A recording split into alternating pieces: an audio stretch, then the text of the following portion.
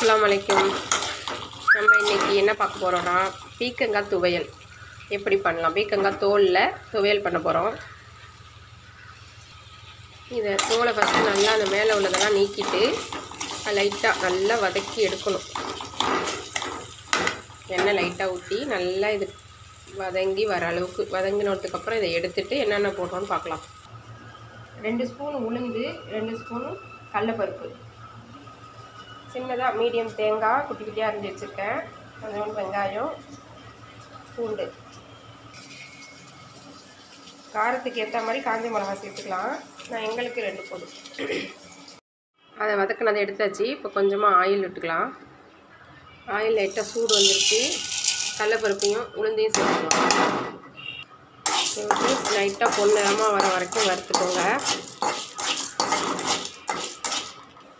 இப்போ தேங்காய் சேர்த்துக்கலாம்.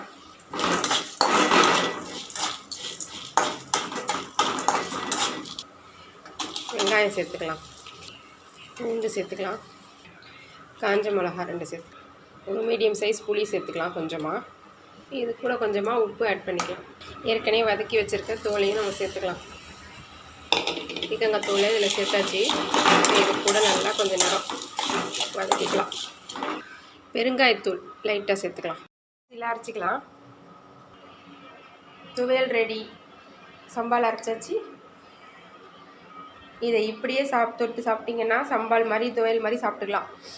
கருவேப்பிலை கடுகு போட்டு தாளித்து சட்னியாகவும் நீங்கள் சாப்பிட்டுக்கலாம். சூப்பராக இருக்கும். அல்டிமேட்.